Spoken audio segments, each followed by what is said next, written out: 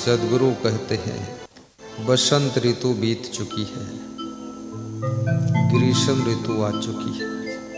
अर्थात काले बाल जा चुके हैं और सफ़ेद बाल आ चुके हैं। अर्थात बचपन और जवानी की बसंत जा चुकी है और बुढ़ापे की ग्रीष्म ऋतु आ चुकी है।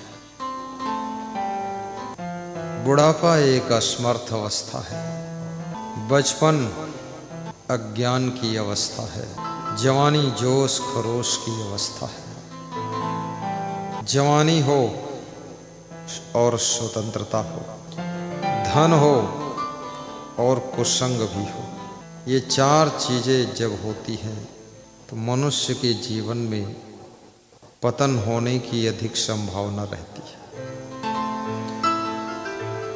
जवानी का जोश मनुष्य के मन को पागल कर देता है। जवानी में इंद्रियां भी जोश में रहती है और जवानी में मनुष्य किसी की सुनता भी नहीं है। जवानी में सावधान रहने की ज़्यादा आवश्यकता है, क्योंकि सबसे अधिक शक्तिशाली अवस्था जवानी है। ज्यों-ज्यों आपकी शक्ति, ज्यों-ज्यों आपकी ताकत बढ़ती रहे, त्यों-त्यों कंट्रोल में रहने की ज़्यादा आवश्यकता है। भगवान श्री राम बचपन में गुरु वशिष्ठ के सानिध्य में रहते हैं। महाराजा दशरथ बहुत बुद्धिमान है। माँ बाप बच्चे को समझा सकते हैं, बच्चे के साथ रोज रहते हैं। ज़्यादा डांटेंगे पीटेंगे तो बच्चा बहुत डर जाएगा, इसलिए माँ बाप उतना थोड़ा लाड़ प्यार भी बच्चे को देना पड़ता है। लेकिन गुरु का सानिध्य बच्चे के मन में प्रेम, करुणा, श्रद्धा और भय पैदा करता है। गुरु वशिष्ठ का सानिध्य भगवान श्री राम, लक्ष्मण, भरत, शत्रुघ्न चारों भाइयों को दिशा दर्शन करता है, मार्गदर्शन करता है। मनुष्य को बचपन में कहा गया है कि जैसे मिट्टी का घड़ा कुम्हार बनाता है, ऐसे बचपन में जीवन को ढालना पड़ता है। और कुम्हार मिट्टी के घड़े को बनाते समय क्या करता है? गुरु को कुम्हार का स्थान दिया गया है और शिष्य को घड़े का स्थान दिया गया है। गुरु कुम्हार, शिष्य कुंभ है। गढ़ गढ़ काढ़े खोट, अंतर हाथ सहार दे, बाहर मारे चोट। कुम्हार क्या करता है? पहले मिट्टी को रौंदता है, थोड़ा पानी भी डालता है, फिर उसकी गिट्टी बीन बीन करके उसके अंदर जो छोटे छोटे कंकड़ उसको निकाल कर बाहर करता है। मिट्टी को रौंद रौंद कर कोमल बना देता है और फिर चाक पर चढ़ा देता है, घड़े का आकार देता है। और घड़ा तैयार होने के बाद भी ऊपर से थपाक से पीटता है और अंदर से हाथ लगाए रहता है। किसी ने पूछा ऊपर से पीटते क्यों हो? तो कुम्हार ने कहा घड़ा इतना मजबूत हो जाए कि कभी फूटे ना। तो भीतर से हाथ क्यों लगाए हो? बोले घड़ा अभी कच्चा है, कहीं अभी न फूट जाए। भीतर से इसलिए हाथ लगाया हूँ कि घड़ा अभी न फूटे, और बाहर से इसलिए पीटता हूँ, मजबूत कर रहा हूँ ताकि कभी न फूटे, अभी न फूटे और कभी न फूटे। माता पिता को भी कुम्हार जैसा अपने बच्चों के जीवन के घड़े की रचना करनी पड़ती है।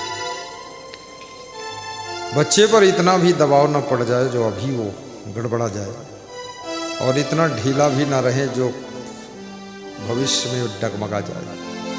ऐसे गुरु भी शिष्य को घड़े की तरह ढालता है, प्रेम भी देता है, थोड़ा अनुशासन भी देता है, प्रेम इसलिए देता है गुरु ताकि शिष्य कहीं घबरा कर अभी न डिग जाए, और अनुशासन ज्ञान इसलिए देता है कि शिष्य इतना मजबूत हो जाए ये कभी साधना के पथ से डिगे ना, अभी न डिगे और कभी न डिगे। ऐसा गुरु शिष्य को संभालता है। शिष्य को संभालना और शिशु को संभालना दोनों कठिन है, क्योंकि शिशु भी छोटा बालक है, उसको भी बहुत प्रेम चाहिए। आज एक सज्जन कह रहे थे मेरा बच्चा मेला में खो गया। बोले हम बहुत परेशान हो गए, लेकिन 2-4 घंटे के बाद मिल गया तो हम बड़े खुश हो गए। जब बच्चा नहीं खोया था तो खुश नहीं थे और दुखी भी नहीं थे। बच्चा खो गया दुखी हो गए, और बच्चा 4 घंटे बाद मिल गया तो खुशी हो गई। अब सोचिए, कोई भी दुख और सुख ये एक ऐसी व्यवस्था है कि आपके शरीर में चोट नहीं लगी है तो आप ये नहीं कहते मैं दुखी हूँ, चोट लग जाए तो कहते हैं आप मैं दुखी हूँ, और चोट ठीक हो जाए तो कहते हैं अब हम सुखी हैं। चोट नहीं लगी थी तब ना तो आप दुखी कह रहे थे हूँ और ना कह रहे थे सुखी हूँ। चोट नहीं थी तब वो स्थिति थी जो चोट ठीक होने के बाद में स्थिति है, और बाद की स्थिति में तुम कहते हो हम सुखी हो गए। और चोट जब नहीं लगी थी तब भी वही स्थिति थी, तुम नहीं कहते थे हम सुखी हैं। दुख सुख का एहसास कराता है। वियोग ना हो तो मिलन का आनंद भी खत्म हो जाएगा, इसलिए कभी कभी वियोग भी होना चाहिए। जब आपका बच्चा सर्विस करने चला जाता है 1 महीने के लिए और लौट कर आता है तुम कितने खुश होते हो, और जो बच्चा 24 घंटे 30 दिन और सालों भर वहीं रहता है तुम कभी नहीं कहते हो मैं बड़ा खुश हुआ बच्चा मिल गया, क्योंकि वो बिछुड़ा ही नहीं मिला ही है, इसलिए खुशी नहीं होती है। वियोग होने के बाद जब मिलन होता है तब बड़ी खुशी एहसास होती है। नुकसान के बाद जब फायदा होता है तो बड़ी खुशी आती है।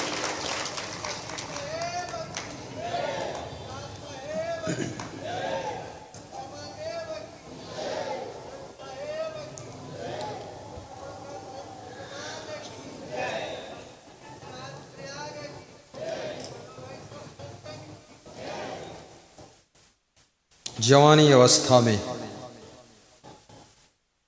2 चीज़ों की ओर मन बहुत भटकता है। नंबर 1, नशा की ओर मन आकर्षित होता है। कोई न कोई प्रकार का नशा लोग करने लग जाते हैं और सारे संसार में धोखा चल रहा है। जब विवाह नहीं होता है तो दुखी होते कि मेरा विवाह नहीं हो रहा है। जब विवाह हो जाता है तो पत्नी को दुखी करते हैं और पत्नी भी पति को दुखी करती है। विवाह होने के बाद दामाद सास ससुर को भी टेंशन देता है। विवाह के पहले दामाद को देखो तो ऐसे लगता है बिल्कुल राम का दूसरा रूप खड़ा है। और शादी हो गई, बेटी 2-4 बार चली गई चली आई, लगा कि रिश्ता मजबूत हो गया तो दामाद नारायण धकाधक दारू पीने लग गए और सास ससुर टेंशन में आ गए कि मैंने तो राम के साथ विवाह किया था, ये रावण कहाँ से प्रकट हुआ है। अब ये धोखा ही है। लड़कियों की भी जब शादी होनी होती है ऐसे भोली भाली बनकर खड़ी होकर फोटो खिंचाती हैं, देखने में लगता है अरे इंद्रपरी है इंद्रपरी। और शादी हो गई तब पता चला ये तो लंका की सुपर्णखा निकली सुपर्णखा, बहुत खतरनाक है। साधु बनने भी शिष्य लोग आते हैं, कितने शिष्य ऐसे भोले भाले आते हैं नोहरे नोहरे, और साधु बन गए तो गुरु से कहते हैं तुमको सुधार दूंगा गुरु जी। अब गुरु के होश उड़ गए कि भैया खतरनाक है, ये गुरु बनकर आया है कि चेला बनकर आया है। जब तक मनुष्य प्रवेश नहीं कर पाता है अपनी जड़ें जमाने के बाद उसका स्वभाव बिगड़ने लग जाता है। इसलिए दामाद को जीवन भर का संकल्प लेना चाहिए, कभी शराब नहीं पीऊंगा, मांस, मछली, अंडा, मुर्गा, शराब, बीड़ी, सिगरेट, गांजा, चर्च का त्याग कीजिए। आपके अंदर जितनी अधिक नशा व्यसन की आदतें होंगी, आपका पैसा बर्बाद, समय बर्बाद, स्वास्थ्य बर्बाद, अच्छे लोगों में बैठने के लायक आप नहीं हैं। ये सब गलतियां छोड़ दीजिए, अपने जीवन को मंगलमय बनाइए। और आपके व्यवहार से, आचरण से सास ससुर को भी खुशी होना चाहिए कि दामाद क्या मिला है, बिल्कुल देवता मिला है।